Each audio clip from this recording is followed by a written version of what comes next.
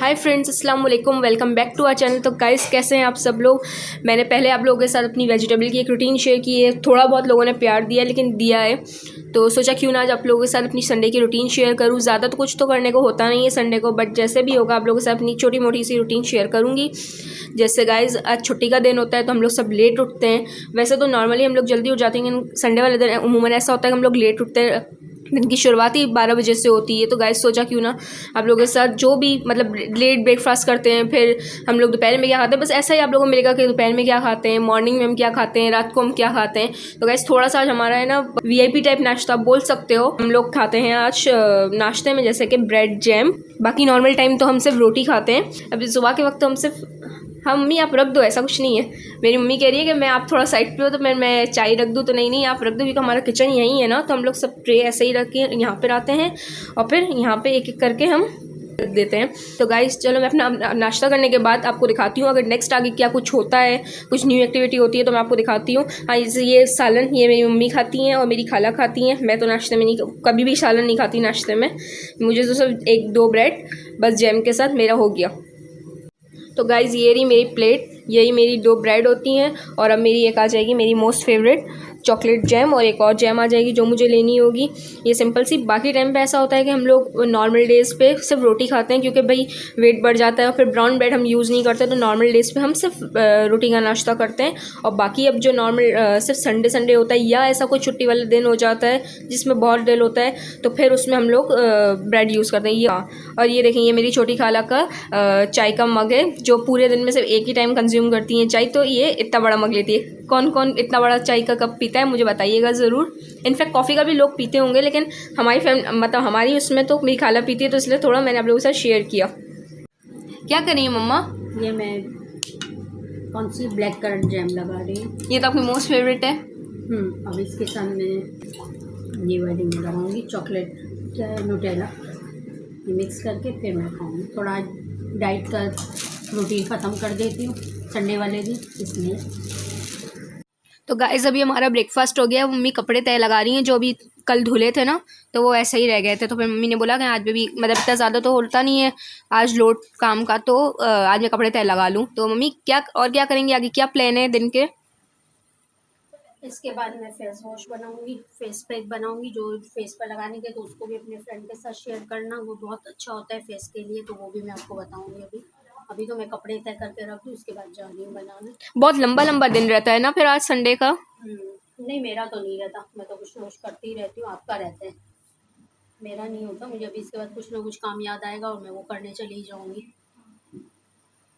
Guys, आप लोग मुझसे सब रिलेट कर सकते हैं कि जैसे जिसके घर में मिडिल क्लास फैमिलीज़ में बहुत स्टोरेज का इशू होता है, तो हमारे यहाँ भी है। तो बेड के नीचे उमूमन तो ऐसा होता है कि सबके यहाँ पे पोर्शंस होते हैं। हमारे यहाँ ऐसा नहीं, हम बेड के नीचे जो पर्दे वगैरह हो गए या एक्स्ट्रा हमारे मैट्रेस हो गया, जो भी हो गया A to Z मैं भी आपको दिखाती हूँ। ऊपर करते हैं तो इस तरह से हम लोग स्टोर करते हैं। तो स्टोरेज के लिए ये अच्छा सोल्यूशन है कि अगर आप लोग के पास पोर्शन नहीं है या स्टोरेज की जगह कम हो रही है, तो आप इस तरह से पोर्शन कर सकते हो। तो गाइज, जैसे अभी विंटर्स जा रहे हैं, तो हम लोग सर्दियों की जो बेडशीट्स होती हैं वो हम लोग डाल देते हैं, और फिर जो गर्मियों की होती है उस तरह से बाहर निकाल देते हैं। तो ये हमारा कंफर्टर है, ये 2 पिलो कवर्स हो गए, ये हमारी चटाई। जैसे अब तो सर्दियाँ चली गई हैं, तो अभी मैंने आपको दिखाया ना, तो इस तरह से थोड़ा बहुत हमने स्टॉक किया। अब 1-2 बेडशीट्स हम नीचे से निकालेंगे।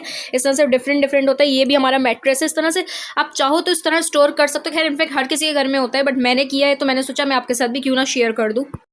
तो गाइस, हफ्ते में एक बार ऐसा होता है कि हम लोग अपनी स्किन पे वगैरह पे अपने ध्यान देते हैं कि हाँ इस तरह से करना, वैसे करना भी चाहिए। अच्छा रहता है कि पूरा हफ्ता अगर हम काम कर रहे हैं या किचन के आगे हैं या जो भी है हार्डवर्क हमारा हो रहा होता है, जैसे जैसे स्किन हमारी अफेक्ट ना हो, इसलिए सोचा क्यों ना आज ये हम लोग यूज़ करते हैं सईद गनी का फेयरनेस ओपनिंग। तो सोचा आप लोगों के साथ भी शेयर कर लें। इसमें ज़्यादा कुछ नहीं, एक पाउडर होता है।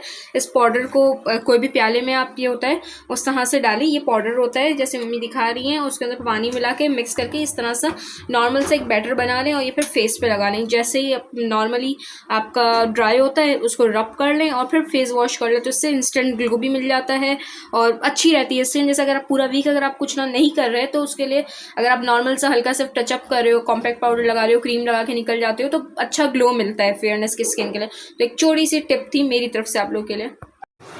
तो गाइज़ अभी बज चुके हैं शाम के 5 और अब हम लोग कर रहे हैं दोपहर का एक तरह से लंच कह लें या स्नैक्स टाइम कह लें या इवनिंग स्नैक्स को एंजॉय करें, क्योंकि हम लोग दोपहर में लंच नहीं करते क्योंकि मॉर्निंग ही हमारी 12 बजे संडे को होती है। तो शाम में जो होता है 5 बजे में स्नैक करते हैं, फिर 9 बजे के टाइम हमारा डिनर हो जाता है। तो फिर मैं डिनर भी दिखाऊँगी आप लोग को।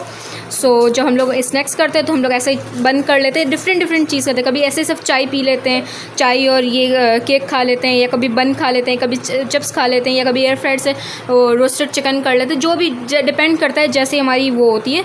इस तरह से रेगुलर अगर रहा तो फिर मैं आप लोगों को वो भी दिखाती रहूँगी, लेकिन अभी फ़िलहाल के लिए आज जो हम स्नैक्स एंजॉय कर रहे हैं वो ये गाइज़, ये देखें हाफ़ बन मेरा और हाफ़ बन मेरी मम्मा का, क्योंकि पूरा बन तो मैं खा नहीं सकती, तो हाफ़ मेरा और मम्मी का। गाइज़ ये लग रहा है ना कि कुछ चोट लगी है, कुछ नहीं, ये कोई चोट वोट नहीं लगी, ये सूजन हो गई है, मतलब स्वेलिंग हो गई है। अब इसके लिए एक होम रेमेडी है जो मेरी मम्मा हमेशा से यूज़ करती है, मेरी फैमिली में किसी को भी हो। सो ज़रूरी नहीं है कि आप डॉक्टर के पास जाओ, अगर आपको जल्दी इंस्टेंट रिकवर चाहिए कि आप अभी डॉक्टर के पास नहीं पहुँच सकते या कुछ, तो मम्मा भी लेकर आ रही हैं वो। जब तक मैंने सोचा मैं ये शूट कर लूँ। तो ये देखो मेरी खाला के पाँव पे सूजन हो गई है, स्वेलिंग हो गई, 2 दिन से हो रही है तकरीबन। लेकिन जैसे उनको आज टाइम मिला तो उन्होंने सोचा कि मम्मी को बोला कि ये कर दो, तो वो मम्मी ये कर रही हैं। तो गाइज़ इसके लिए मम्मी ने लिए 2 टेबल स्पून हल्दी यानी भर के जो पूरी 2 टेबल स्पून होती है वो, और उसके अंदर अब ये 2 स्पून जितने ही कुछ पानी लेंगी, एक अच्छा से एक थिक बैटर तैयार कर लेंगी। इसका पुराना वो है रेमेडी है, ये मेरी मम्मा करती थी, यानी आपकी नानी। जब हाथ पर अगर बच्चे गिर जाए, मूंछ आ जाए, तो वो करते थे, फिर उन्होंने मुझे सिखा दिया था। तो बाकी जब किसी को कोई प्रॉब्लम होती है तो मैं घर में ये कर देती हूँ।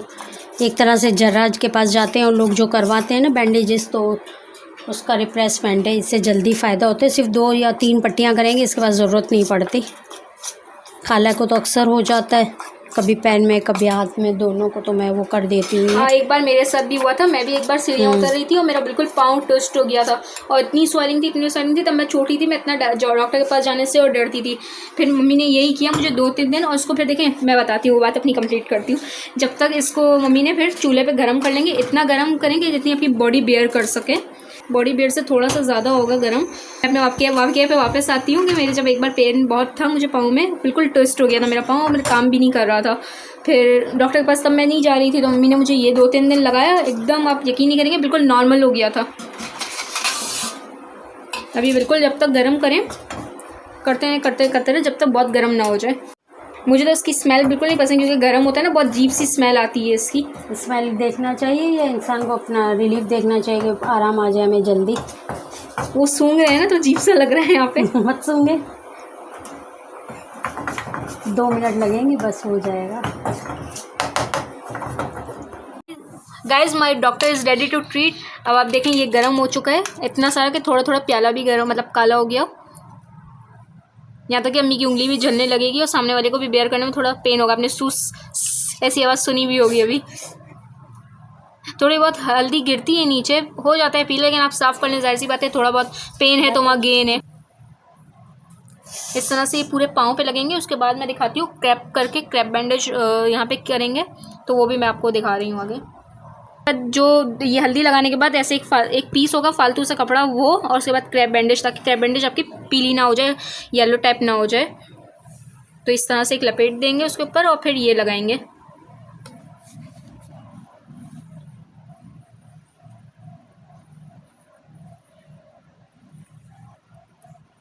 ऐसे राउंड एंड राउंड करेंगे। इसको मैं क्या ही शूट करूँ, आप सबको पता ही है, सभी खैर इस प्रोसेस से गुजर चुके हैं। तो इस तरह से राउंड करें, और जब कंप्लीट हो जाता है फिर मैं दिखाती हूँ।